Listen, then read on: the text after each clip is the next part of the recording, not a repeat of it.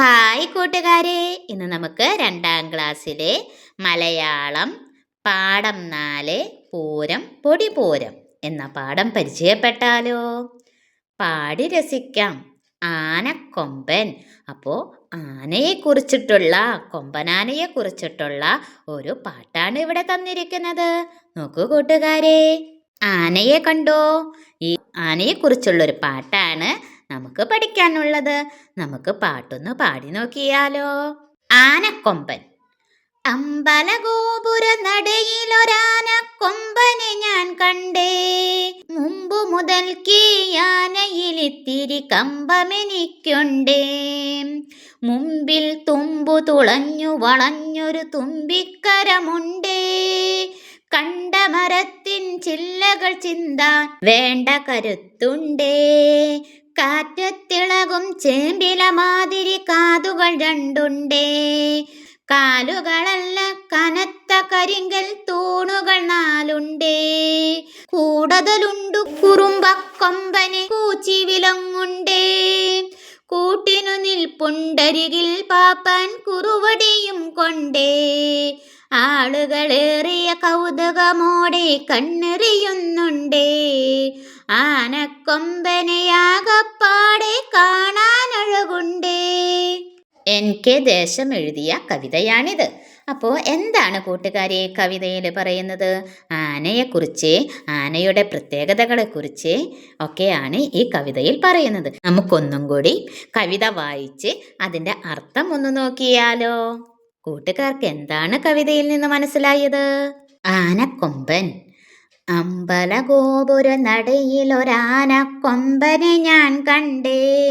അപ്പം അമ്പലത്തിൻ്റെ ഗോപുര നടയിലെ ഒരു ആനക്കൊമ്പനെ ഞാൻ കണ്ടു. കവി പറയാണ്, അമ്പലത്തിലെ ഗോപുരനടയിൽ ആരെ കണ്ടു? ഒരു ആനക്കൊമ്പനെ, കൊമ്പൊക്കെയുള്ള ഒരു കൊമ്പൻ ആനേനെ കണ്ടു. മുമ്പ് മുതൽക്ക് ആനയിലിത്തിരി കമ്പമെനിക്കുണ്ടേ. കവി പറയാണ്, മുമ്പ് തൊട്ടേ ആനനെ കാണുമ്പോൾ അതിലൊരു ഇൻട്രസ്റ്റ് അല്ലെങ്കിൽ അതിലൊരു ഇഷ്ടം എനിക്കുണ്ട് എന്ന് പറയാണ്. പിന്നെയോ, മുമ്പിൽ തുമ്പു തുളഞ്ഞു വളഞ്ഞൊരു തുമ്പിക്കരമുണ്ടേ. പിന്നെ ആനയുടെ തുമ്പിക്കൈ ഉണ്ടല്ലോ, ആ തുമ്പിക്കൈൻ്റെ തുമ്പ് തുളഞ്ഞുണ്ടെന്ന്. ആനയുടെ തുമ്പിക്കൈൻ്റെ തുമ്പത്ത് പൊത്ത് കണ്ടിട്ടുണ്ടോ? അതാണ് മുന്നിൽ തുമ്പു തുളഞ്ഞു വളഞ്ഞൊരു തുമ്പിക്കരമുണ്ട്. തുമ്പു തുളഞ്ഞ് വളഞ്ഞ തുമ്പിക്കരമുണ്ട്. തുമ്പിക്കരം എന്ന് പറഞ്ഞാൽ എന്താണ്? തുമ്പിക്കൈ. തുമ്പിക്കൈ എന്താണ്? ആനയുടെ കയ്യിന് പകരമാണ് അല്ലേ?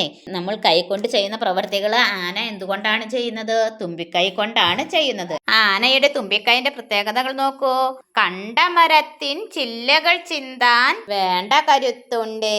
കാണുന്ന മരത്തിലെ ചില്ലകളൊക്കെ ചിന്താൻ വേണ്ടിയിട്ട്, പൊട്ടിക്കാൻ വേണ്ടിയിട്ട് അതിനുള്ള കരുത്ത് ഏതിനുണ്ട്? ആനയുടെ തുമ്പിക്കൈക്കുണ്ട്. പിന്നെ പറയുന്നത് നോക്കൂ, കാറ്റത്തിളകും ചേമ്പില മാതിരി കാതുകൾ രണ്ടുണ്ട്. ചേമ്പിൻ്റെ ഇല കണ്ടിട്ടുണ്ടോ? കാറ്റത്തിളകുന്ന ചേമ്പിൻ്റെ ഇലയുടെ പോലെ ആനയ്ക്ക് 2 കാതുകളുണ്ട്. കാതുകൾ എന്ന് പറഞ്ഞ ചെവികൾ. അപ്പോൾ ആനയുടെ കാതുകൾ, ചെവികൾ എങ്ങനെയുള്ളതാണ്? കാറ്റത്താടുന്ന ചേമ്പിൻ്റെ ഇല മാതിരിയാണ്. പിന്നെ കാലുകളെ കുറിച്ച് പറയുന്നത് നോക്കൂ. കാലുകളല്ല കനത്ത കരിങ്കൽ തൂണുകൾ 4ഉണ്ട്. അപ്പോൾ നമ്മുടെ പോലെയുള്ള കാലുകളൊന്നല്ല ആനയ്ക്ക്. എങ്ങനെയാണ് ആനയുടെ കാലുകൾ? കനത്ത കരിങ്കൽ തൂണ് പോലെയാണ് ആനയുടെ കാലുകൾ. അപ്പോൾ എത്ര കാലുണ്ട് ആനയ്ക്ക്? 4 കാലുകൾ. അതെങ്ങനെയാണ്? കരിങ്കൽ തൂണ് പോലെയാണ്. കൂടുതലുണ്ടു കുറുമ്പക്കൊമ്പന് കൂച്ചി വിലങ്ങുണ്ടേ. അപ്പം ആന നന്നായിട്ട് ഭക്ഷണമൊക്കെ കഴിച്ച്, കുറുമ്പക്കൊമ്പൻ എന്ന് പറഞ്ഞാൽ കുറുമ്പുള്ള കൊമ്പൻ. ഈ ആന എങ്ങനെയാണ്? കുറുമ്പുള്ള ആനയാണ്. അപ്പം അതുകൊണ്ട്, കുറുമ്പുള്ളത് കൊണ്ട് ആനയ്ക്ക് എന്തിട്ടുണ്ട്? കൂച്ചുവിലങ്ങുണ്ട്. അപ്പം ഈ ആനയ്ക്ക് കുറുമ്പ് ഇത്തിരി കൂടുതലായതുകൊണ്ട് ആനയ്ക്ക് കൂച്ചുവിലങ്ങും ഇട്ടിട്ടുണ്ട്. ഇനി കൂട്ടിനു നിൽപ്പുണ്ടരികിൽ പാപ്പാൻ കുറുവടിയും കൊണ്ടേ. ആനയുടെ കൂട്ടിനെ ആര് നിൽപ്പുണ്ട്? അരികില് പാപ്പാൻ നിൽക്കുന്നുണ്ട്. എങ്ങനെയാണ്? കുറുവടിയും കൈപിടിച്ചിട്ടാണ് പാപ്പാൻ നിൽക്കുന്നത്. അതുപോലെ ആളുകളേറിയ കൗതുകമോടെ കണ്ണെറിയുന്നുണ്ടേ. അപ്പോൾ ഈ ആനയെ കാണാൻ നെറ്റിപ്പട്ടൊക്കെ വെച്ചിട്ടുള്ള നല്ല ഭംഗിയുള്ള നമ്മുടെ കൊമ്പനാനേനെ കാണാൻ കൂടുതൽ ആളുകൾ ഇങ്ങനെ വന്ന് നിൽക്കുന്നത് കണ്ടിട്ട് കൗതുകത്തോടെ ആന കണ്ണുകൊണ്ട് നോക്കുന്നുണ്ട്. പിന്നെയോ, ആനക്കൊമ്പനെയാകപ്പാടെ കാണാനഴകുണ്ട്. അപ്പം നമ്മുടെ ഈ ആനക്കൊമ്പനെ ആകപ്പാടെ കാണാൻ നല്ല ഭംഗിയുണ്ട്.